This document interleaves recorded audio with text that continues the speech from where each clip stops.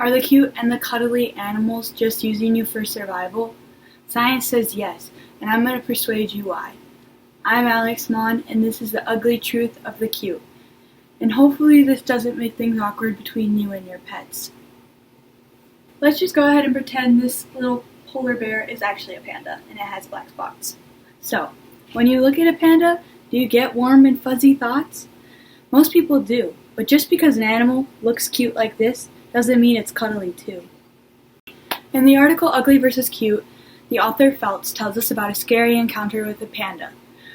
In 2008, a 20-year-old man named Lou climbed into a panda pen at a zoo in China. "The panda was just so cute I wanted to hug him," is a quote that Lou actually stated after the incident. The panda ended up biting Lou's arms and legs, and Lou had to have emergency surgery to fix it. So again, just because these look like they want to hug you, they actually don't. They're just using you for their sympathy. So why do people find certain animals cute, and what makes an animal ugly? Feltz states that experts say that humans have a natural reaction when they see animals that look a certain way. So anything that looks deformed to the human body turns our brains off and makes us think that it's ugly. So any animal with 4 or more limbs, an extra eye, a skin-colored star nose, will often be immediately labeled as ugly in your brain, and there's nothing you can really wire to change that feeling. It's just an instinctive feeling that humans naturally have. And this is to help you with safety and just to protect yourself. Your brain naturally tells you that these things aren't normal and you shouldn't be around them. So what makes a cute and cuddly so attractive to us? It's because we see ourselves in them. We find animals cute due to things like big bellies, googly eyes. This is why we find babies so cute. Scientifically, babies are supposed to be adorable. It's nature's way of making sure we want to take care of them. Without us, they couldn't survive. So animals do the same that babies do, and they use this to their advantage. Feltz backs this statement up, and he agrees. He says that animals like kittens, puppies, pandas also have one or more of these baby traits.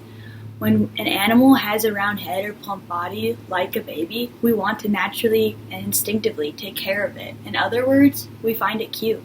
Before you get all offended thinking that your animal is using you, think to yourself, if your puppy magically one day turned into a monkfish, would you love it the same? No, and that's okay. Your body is wired not to. It's human nature to keep you safe, like I mentioned before. You're using your dog for its looks just as much as they're using you for survival. There's benefits both ways. Joshua Dale says that there's recent research that supports that our dog's feelings for us is mutual. However, don't kick your dog out yet. Dogs do see us as family because they are pack animals, and they know that they need us for survival. So although science can't prove how much our dogs love us, I do believe that to some extent our dogs do love us and need us for survival, just like how we need our parents for survival. Dogs still do use their looks for their advantage when they want things like a cookie or treat. Scientist Sophie Fern states that when a dog looks at us, we might read its face as if, say, a child were to use the same expression.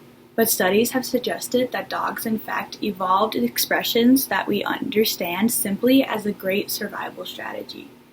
And we all know how hard it is to say no to those puppy dog eyes, and the dogs know it, and it works, so they use it. So yes, it is true, and the evidence is clear that the cute and adorable are pulling on those heartstrings for their personal gain and survival. This is often why the cute baby puppies and kittens get swooped up quicker than the old dog missing the eye at the shelter. Just remember also, ugly dogs need help too, and you don't always have to gravitate towards the perfect puppies. My dog Ruby wasn't the prettiest in the bunch of puppies that she was born with, but she had those big googly eyes that can convince me to do just about anything for her. Before you go away from this speech, I don't want you to feel sad or upset that animals are using you. We're using our parents. Everyone is using everyone for their own personal gain in the long run. We all just need to come together and be there for each other, just help each other survive this crazy world we live in. And remember, it's a fair trade. You're using them just as much as they're using you. It's simply the science of cute.